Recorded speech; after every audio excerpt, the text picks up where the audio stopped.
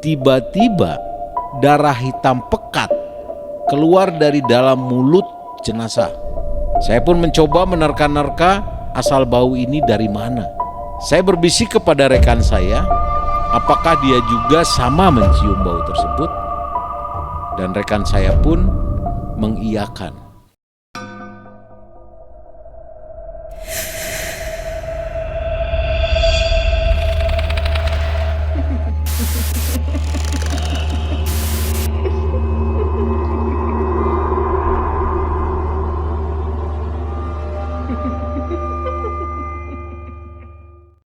Assalamualaikum warahmatullahi wabarakatuh. Selamat malam sobat malam mencekam sekalian dimanapun Anda berada.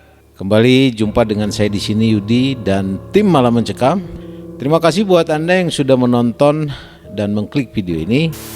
Semoga semuanya dalam keadaan sehat walafiat. Saya dan tim malam mencekam juga mohon maaf lahir dan batin bagi Anda yang merayakan Idul Fitri. Semoga kita semua bisa dengan ikhlas saling maaf dan memaafkan. Dan di video kali ini kita akan mengisahkan sebuah cerita yang dikirimkan langsung oleh seorang narasumber melalui email Malam Mencekam. Cerita yang disampaikan oleh Bapak Budi Supriyatna, di mana Pak Budi saat ini berprofesi sebagai pemandi jenazah. Pengalaman pribadi yang dialami oleh beliau yang tentunya sangat horor dan mencekam. Seperti apa ceritanya? Tetap simak Malam Mencekam.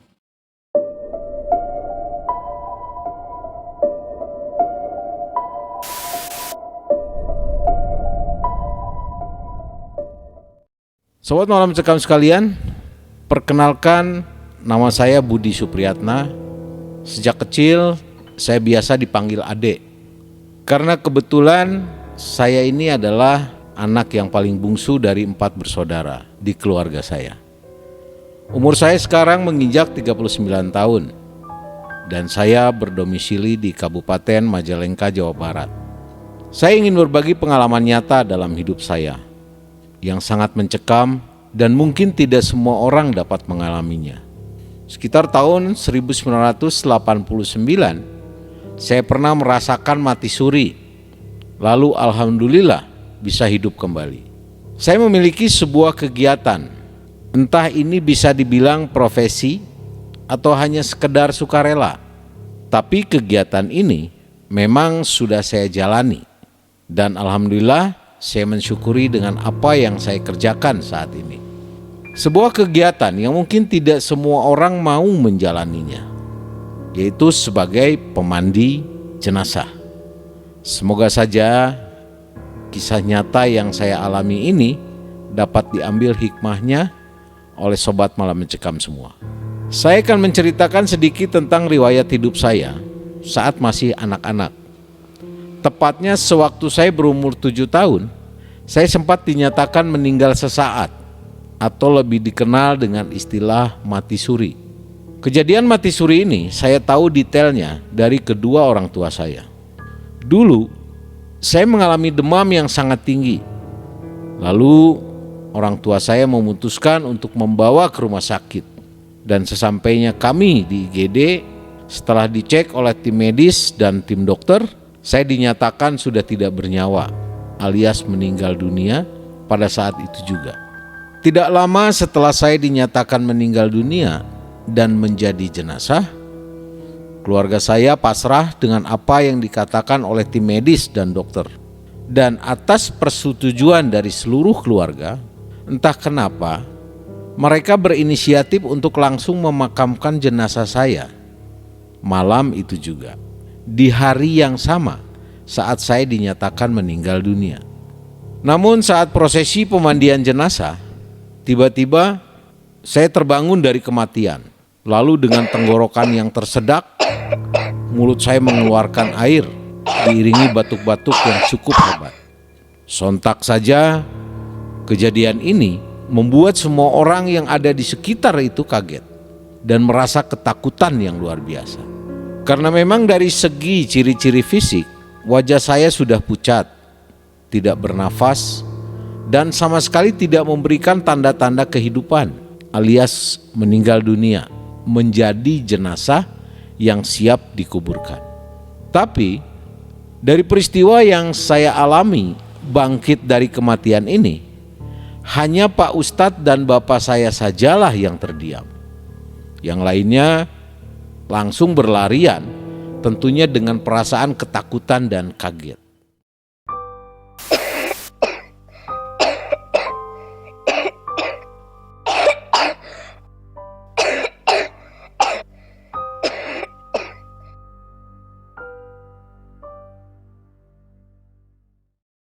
Mungkin di lain waktu, jika channel Malam Mencekam memberikan saya kesempatan, saya akan menceritakan apa yang saya alami saat peristiwa mati suri yang pernah saya alami ini.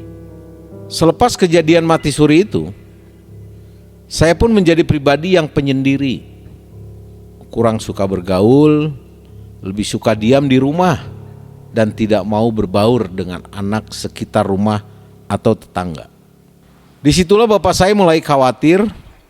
Kebetulan bapak saya ini dikenal juga sebagai seorang ustadz.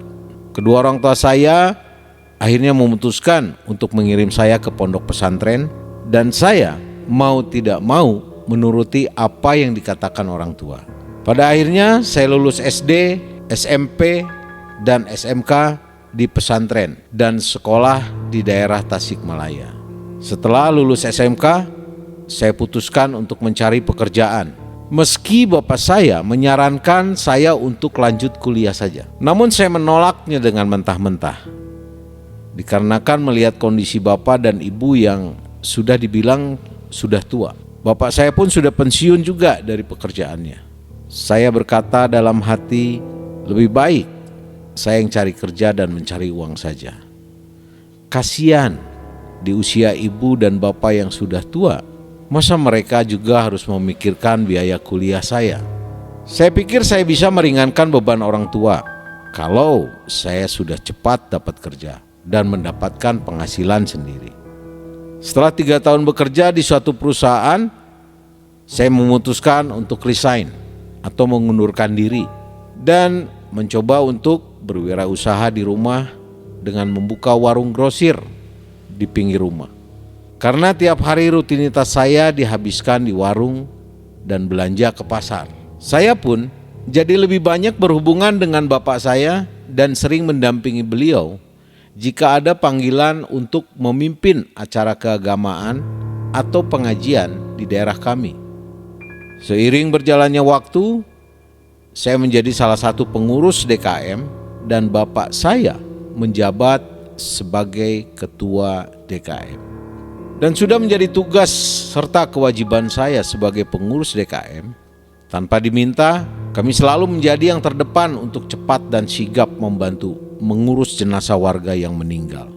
Kejadian pertama yang mistis dan horor selama menjadi pemandi jenazah yang saya alami adalah di tahun 2015. Warga dari RW kami ada yang meninggal, sebut saja namanya Pak Broto, dan saya pun dikabari oleh Pak RW untuk segera membantu mengurus jenazah almarhum. Kebetulan Pak Broto ini meninggal di sore hari. Saya pun menanyakan kepada pihak keluarga, "Punten Pak, Bu, mau kapan almarhum dikuburkannya? Malam inikah atau besok harinya?" Setelah saya perhatikan ada perbedaan pendapat di pihak keluarganya. Anaknya mau secepatnya, namun saudara dari keluarga almarhum menyarankan besok saja karena ada kerabat, tepatnya adik almarhum, yang harus ditunggu. Dan setelah sedikit berdiskusi, mereka pun memutuskan untuk esok harinya menguburkan jenazah. Dan secara kebetulan keluarga dari almarhum tersebut jaraknya itu cukup berjauhan. Info yang saya dapat dari obrolan tetangga, kalau keluarga almarhum itu jarang sekali berkomunikasi dengan tetangga-tetangga sekitar. Almarhum terkesan sombong dan terkadang ucapannya ini membuat orang tersinggung lalu sakit hati. Dan tidak pernah ikut kegiatan warga jika ada acara gotong royong misalnya. Malah terkadang sering berselisih tegang dengan para tetangga. Karena mungkin Dia merasa paling berada dari soal kekayaan di daerah lingkungan almarhum tinggal.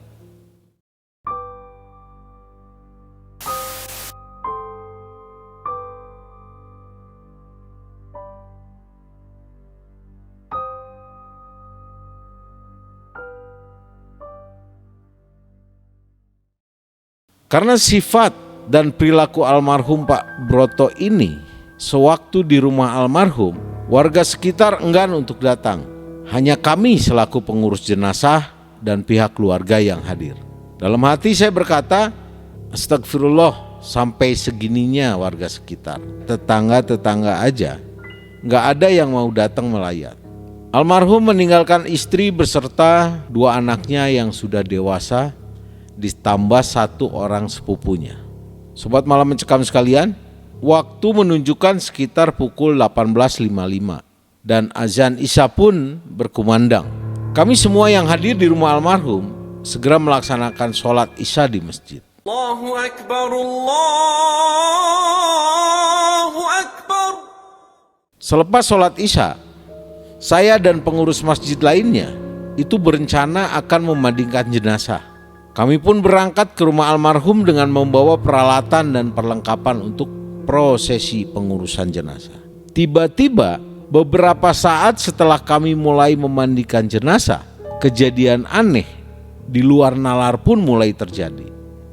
Air yang keluar dari selang keran itu sangat aneh tapi nyata, berubah menjadi hitam kotor dan berbau lumut. Sontak saja kami pun sejenak menghentikan prosesi pemandian jenazah ini. Dan tanpa pikir panjang lagi, kami langsung menebak kemungkinan kotoran yang keluar dari selang air itu penyebabnya adalah dari toren penampungan air yang kotor. Lalu dengan inisiatif kami putuskan untuk mengambil air dari dalam sumur di dekat rumah almarhum dengan tujuan melanjutkan prosesi pemandian jenazah. Namun kami semua benar-benar sudah dibuat kaget dan heran. Ternyata air yang kami timba keadaannya sama persis dengan air dari toren kotor tersebut. Dan baunya pun bukan bau lumut lagi, tapi malah bau comberan yang busuk sekali. Kami bingung keheranan, hingga kami putuskan untuk meminta ke rumah tetangga dengan menampung airnya di jerigen. Entah apa ini kebetulan atau tidak, tapi selang yang kami miliki ini tidak bisa meraih keran milik tetangga itu, dikarenakan jarak rumah tetangga terdekat sekitar 50 meter. Setelah dirasa cukup, kami menampung 5 jerigen air. Dibawalah jerigen berisi air tersebut ke tempat pemandian jenazah. Tiba-tiba kami kembali dibuat heran dan kebingungan. Saat kami mau memindahkan air tersebut ke dalam ember, air tersebut malah berubah menjadi kotor dan berbau busuk.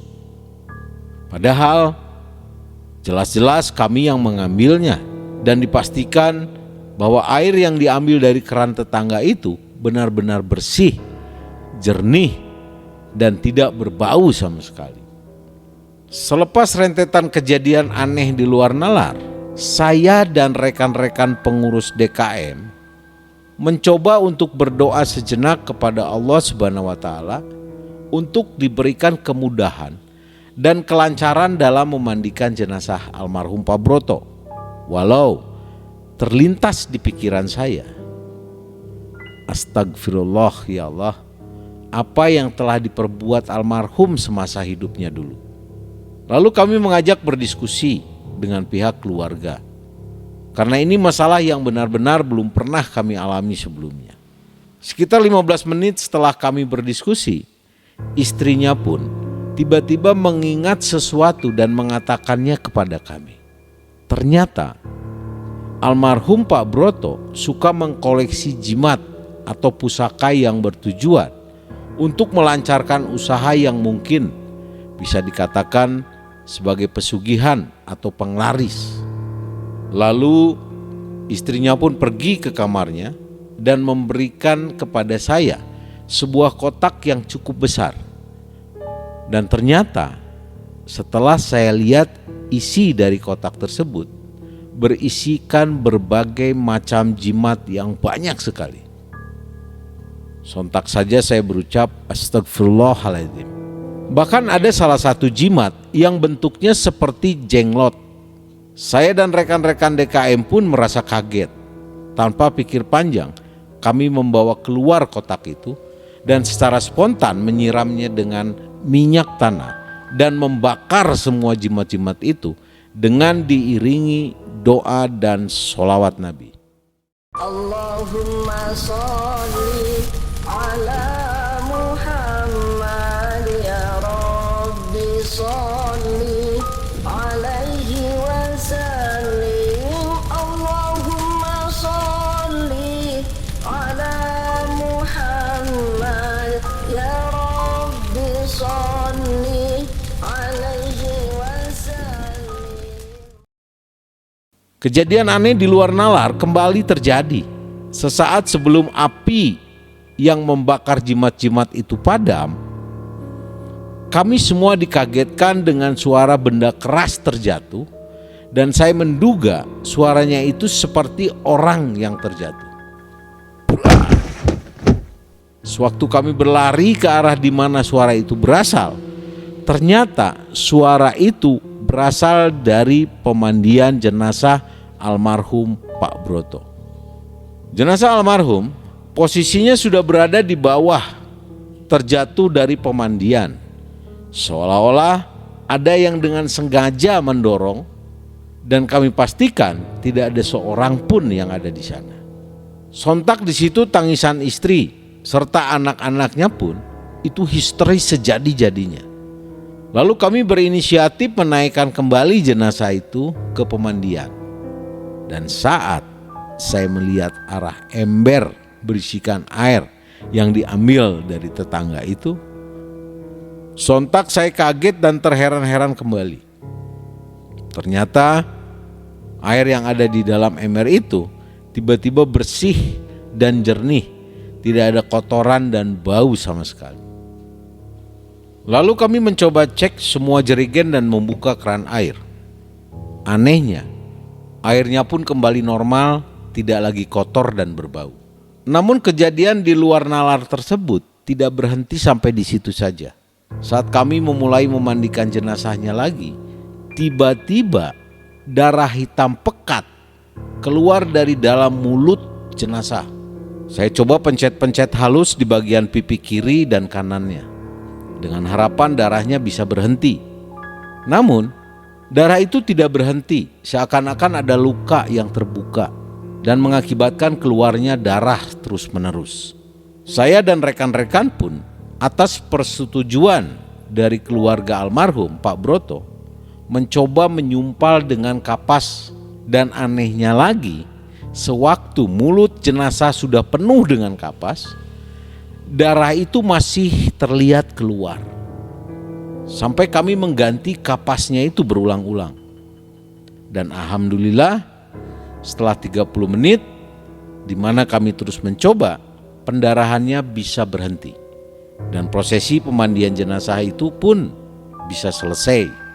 Selepas prosesi mengkafani, kami pun merasa lega dan mulai mencoba membaca surat Yasin.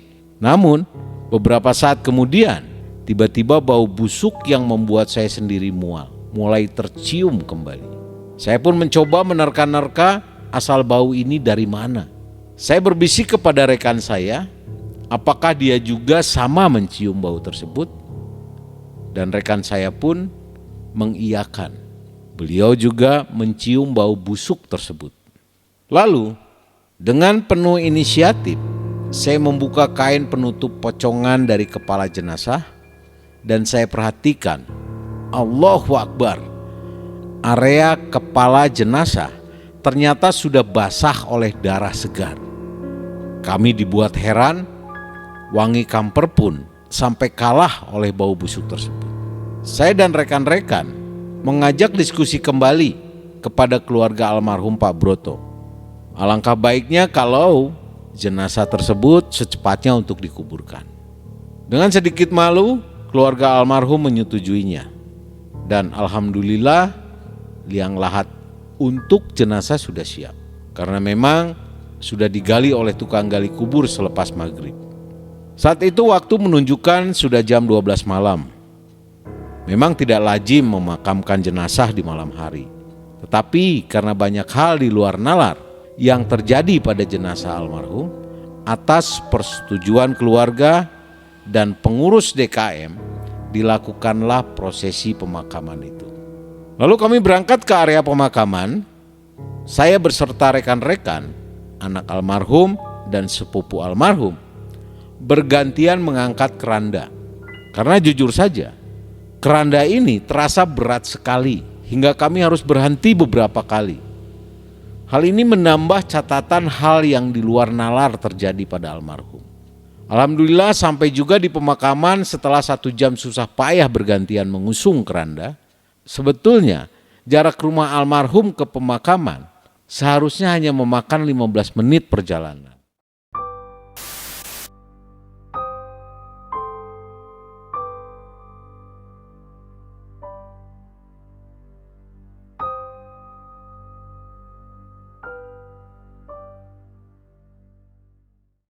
Saat saya masuk ke liang lahat, di sini terjadi lagi hal aneh di luar nalar, membuat saya merinding.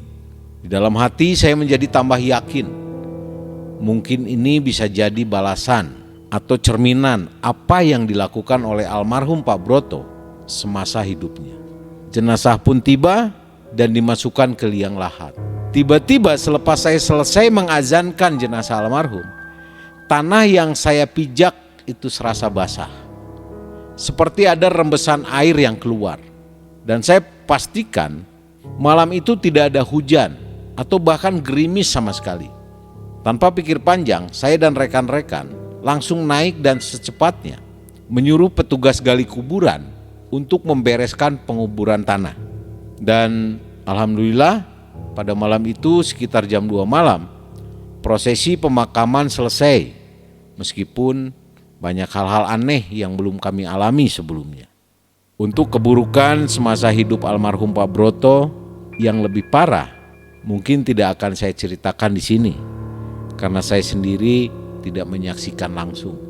Saya takut menjadi fitnah karena hal-hal yang lebih parah tersebut datangnya cuma dari omongan-omongan tetangga.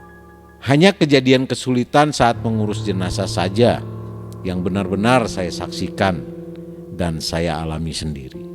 Pak Budi banyak mengalami kesulitan-kesulitan di dalam melaksanakan prosesi pemakaman.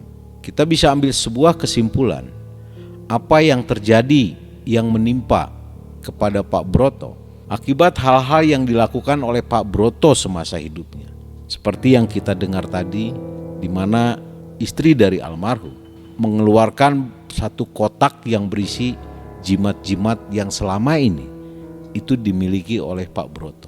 Ini adalah konsekuensi buat Pak Broto, karena semasa hidupnya Pak Broto sudah boleh dikatakan mensekutukan Allah Subhanahu wa taala.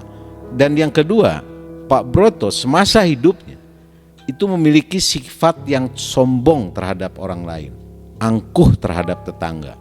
Banyak orang yang tidak bersimpati dengan Pak Broto. Akhirnya apa yang terjadi, banyak orang yang juga tidak mau menemani Pak Broto pada saat penguburan. Hidup kita harus tetap bergantung kepada Allah Subhanahu wa taala. Karena dunia semuanya dikuasai oleh Allah Subhanahu wa taala.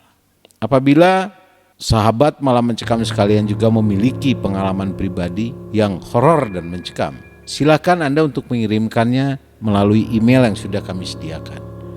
Siapa tahu nanti kami akan mengundang Anda ke studio untuk menjadi seorang narasumber, atau kami kisahkan ceritanya kepada sobat malam cekam sekalian. Juga terima kasih sekali lagi buat Pak Budi yang sudah mengirimkan ceritanya. Saya dan tim malam mencekam juga mohon maaf lahir dan batin bagi Anda yang merayakan Idul Fitri. Semoga kita semua bisa dengan ikhlas saling maaf dan memaafkan. Dan jangan lupa untuk tetap mengunjungi juga channel Mengulas Malam, karena di situ juga Anda akan melihat sebuah cerita-cerita dengan konsep bergambar. Tentunya dengan cerita-cerita yang horor dan juga mencekam. Sampai ketemu di video-video yang lainnya. Tentunya masih bersama saya Yudi dan tim Malam Mencekam. Saya pamit. Assalamualaikum warahmatullahi wabarakatuh.